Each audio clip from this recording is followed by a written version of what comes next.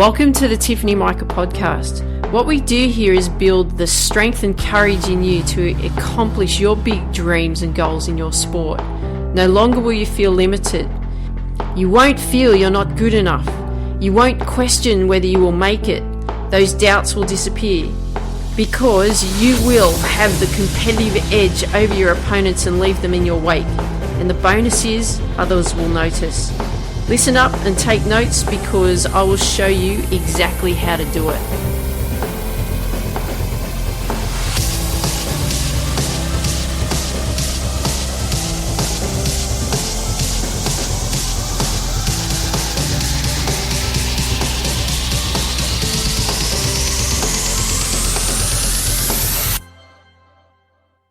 Hey there, this is Tiff from Tiffany Mika podcast and welcome to today's episode. So today what we're going to be looking at is what is the meaning of process goals? What is goal achievement? Like, what do they really mean? Because you may hear people talking about process goals or working towards achieving your goals, but you're looking at the goal achievement side of things. Maybe a little bit confusing. You're like, well, aren't they the same?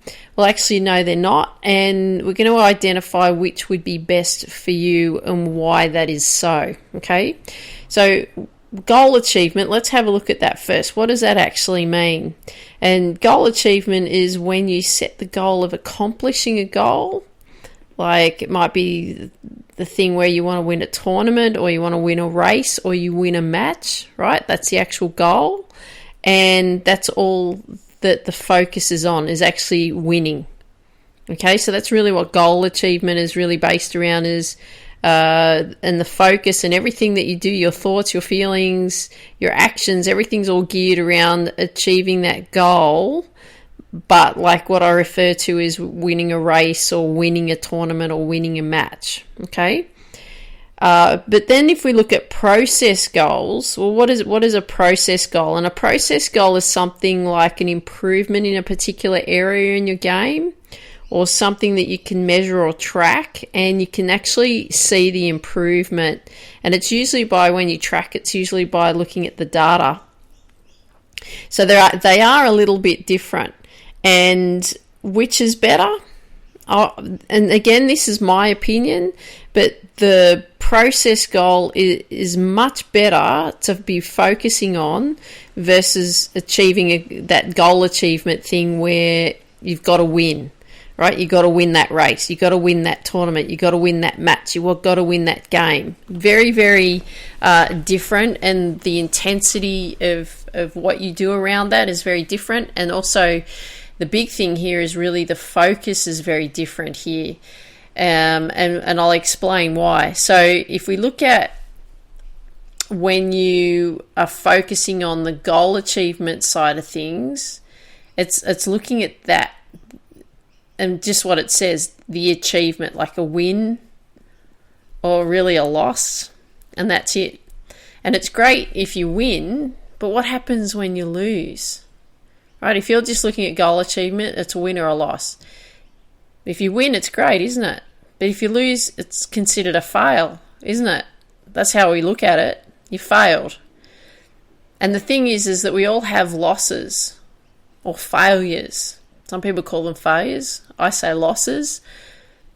And it doesn't matter what level you play. It doesn't matter if you're a professional right through to a beginner. We all have periods of time in which we have losses. So I can really understand that too, because I know when I was competing in tennis, the focus was just to win. And when I had wins, I thought I was pretty awesome. But when I had losses, I thought I was a failure. And yet these wins or these losses, I let them define me as an athlete. So therefore, if I was a winner, in some instances, I thought I was pretty awesome, and I was awesome. And if I was a loser, so I came out of the match and I lost the match, I considered I was a failure.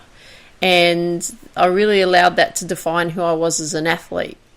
And that was really based on the goal achievement. And when you just focus on, achieving a particular goal and there's all that pressure on achieving that particular goal, and it's win or lose, sometimes you're not even going to perform at that level. And you may have heard me talk about in previous episodes about how I had so much pressure and wanted to achieve so much, yet when I was out on the court, I froze up, couldn't function, couldn't do anything, because I was just focused on winning or losing, and that was it. I wasn't focused on what I could actually do to help myself move forward and actually achieve what it is that I wanted to achieve in the game. Like get more service balls into the service court, or hit more returns back over the net, and hit more forehands down the line, more backhands down the line, more more serve volley stats. Like, just looking at all those pieces of information that I could have been looking at and referring to as, oh yeah, I've improved in that area, I didn't improve in that area, that needs work, that was really good, I did really well in that area. It was like, oh no, I'm a winner or I'm a loser, and that's it. And so what we want to look at, if we look at it this way, when you see the competitions, when you're watching them on the TV or wherever you're watching them, or on your phone, iPad, whatever, and the commentators, you hear the commentators, and they always bring up a lot of statistics, right? Those stats. And the stats, you could look at them as process goals. That's how I look at them, because if you really look at them, the statistics, they'll give you an indication of who is winning. So you can look at how many, like if we look at tennis, how many first serves have gone in, how many second serves have gone in, how many serves have been won in that point, off their service point, how many forehand winners, backhand winners, all that kind of stuff, unforced errors, all of that. If you actually look at the stats of that, that'll actually give us an indication of who's winning.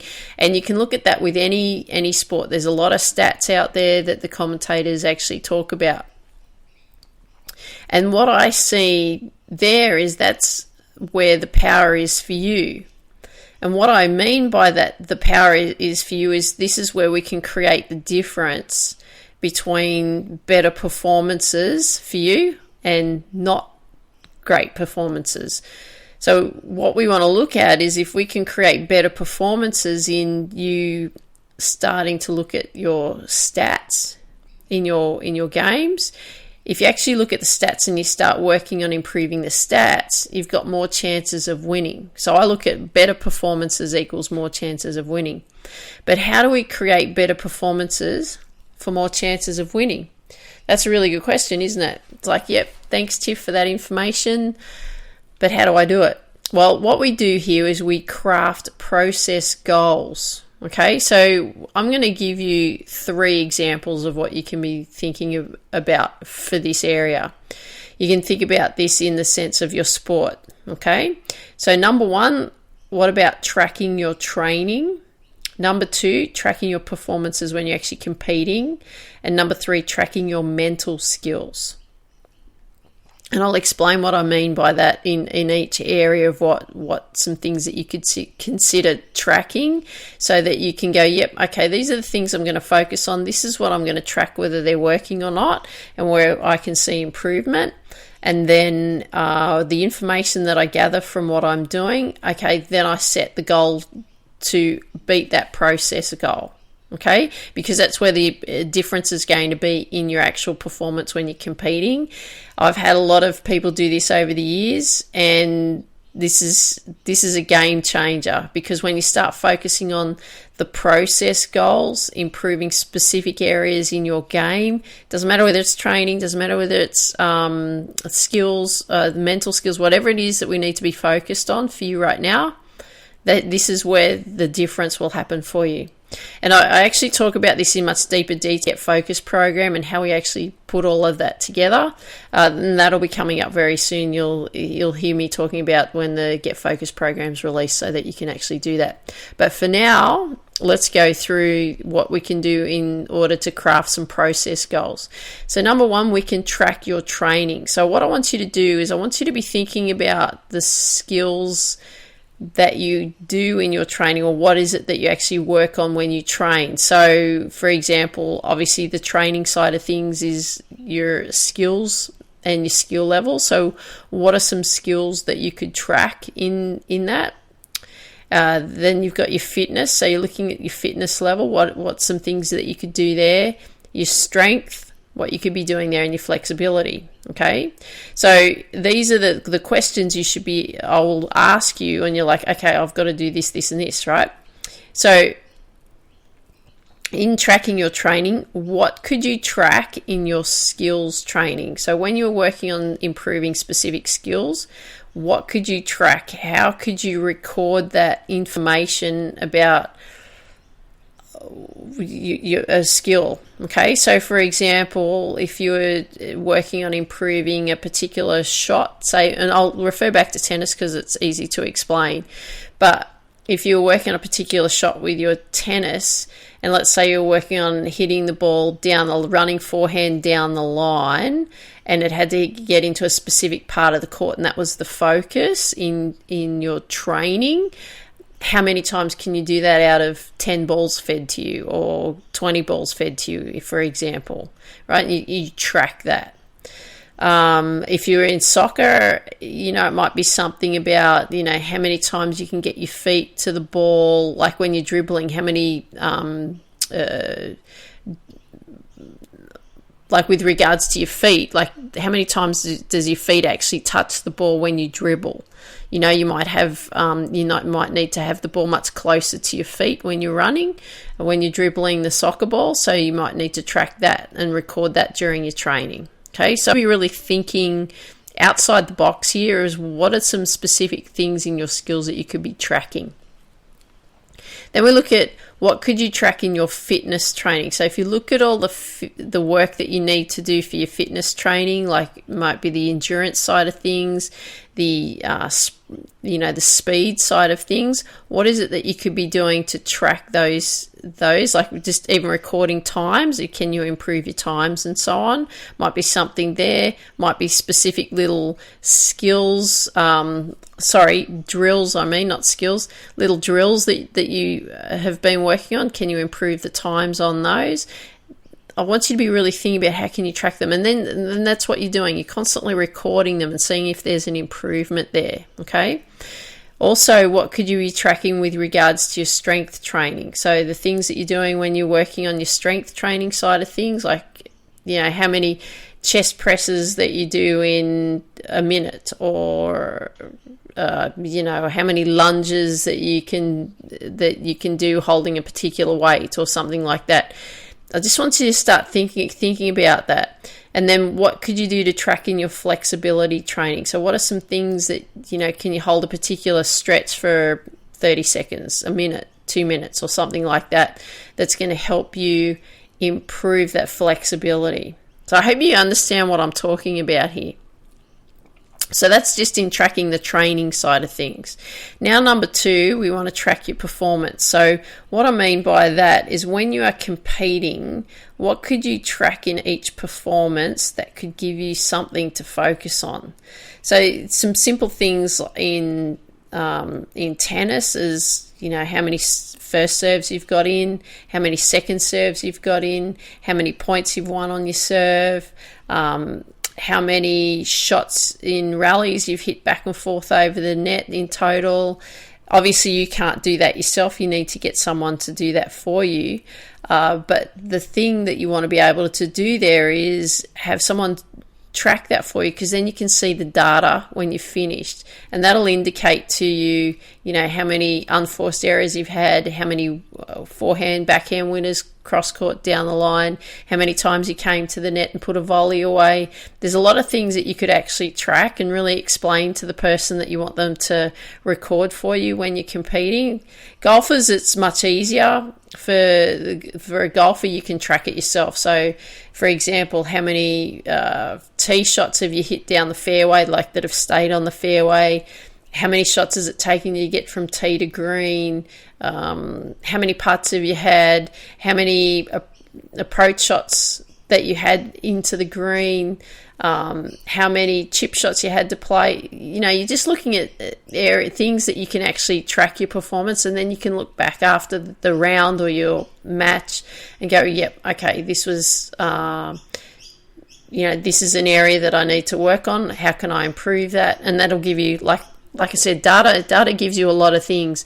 Even in swimming, you could track how many strokes it's taking you to complete a 50-meter swim or something like that, or a 100-meter swim. And you may need to be doing more strokes, you may need to be doing less strokes. It depends on what your goal is that you want to actually achieve there. So there's some things that you could actually be doing to track your performances.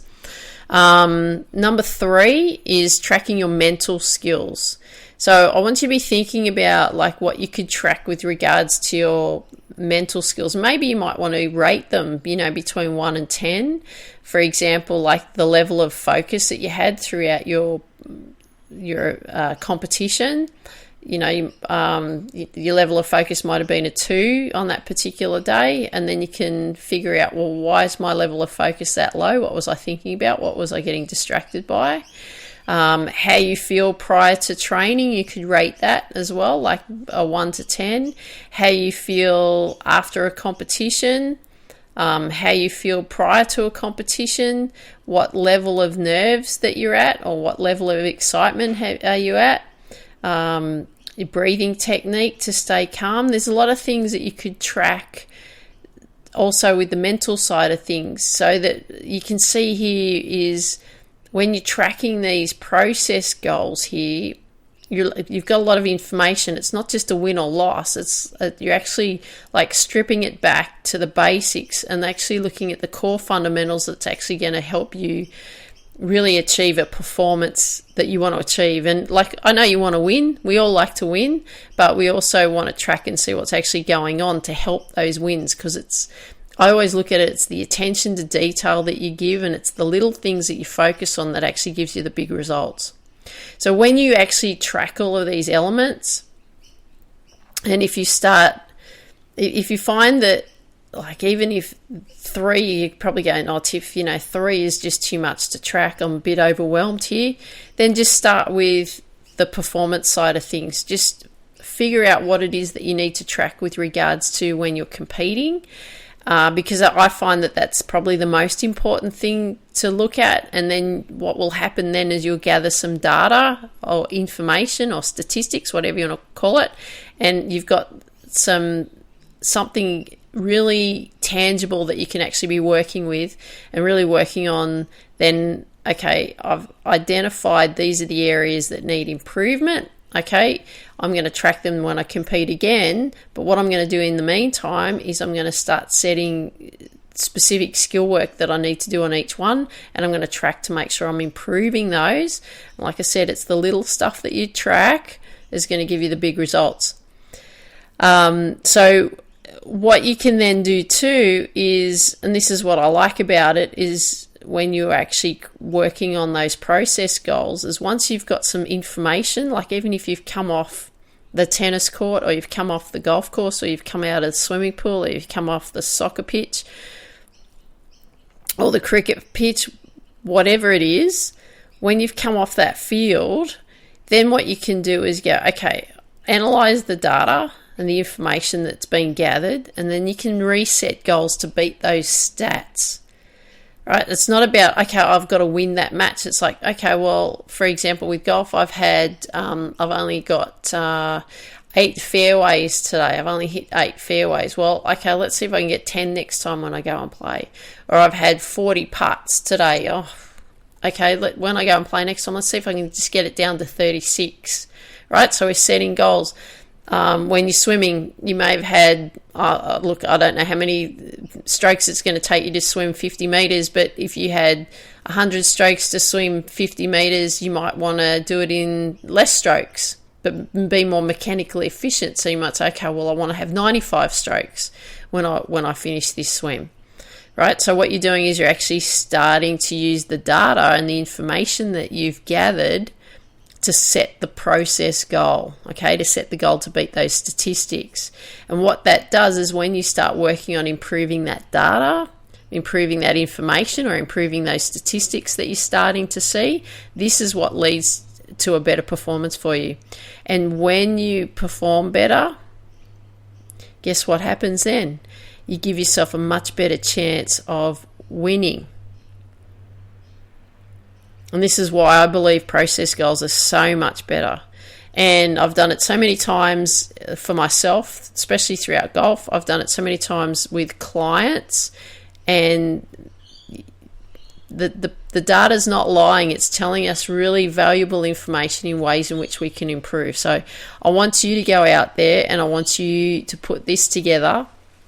If you're having a problem with it, reach out to me. Just send me an email, tiff@tiffany-mika.com, and I'll help you out, and we can have a chat about what's going on with it, what's working, what's not. But like I said, coming up very soon, I'll be launching the Get Focused program. That'll be coming out very, very soon. My book Focus, How to Reach Your Potential in Sport, Business and Life, is up on Amazon if you'd like to purchase a copy of that. But I will be letting you know how you can get it for free shipping very soon, coming up in the next week. I'll be able to share that information with you then. So in the meantime, what I want you to do is go out there and start crafting your process goals. If you enjoyed really felt like you got a lot of value out of today's episode, I'd love it if you could share with me what you like best about what you heard today. That'd be great. And I want you to dream big, believe in you, and go after your dreams. Have an absolutely awesome day. Take care. Talk soon. Bye for now.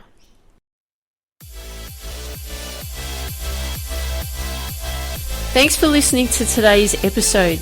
If you haven't yet downloaded the #1 deadly mistake athletes make sure you go to tiffany-mika.com and download the #1 deadly mistake athletes make. Share with me what you like best about what you heard in the comments section wherever you hear this episode. Share with your friends that you know that would benefit from these episodes, and please leave a 5-star review wherever you hear these episodes. I would really appreciate it. Dream big, believe in you, go after your dreams. Have an absolutely awesome day.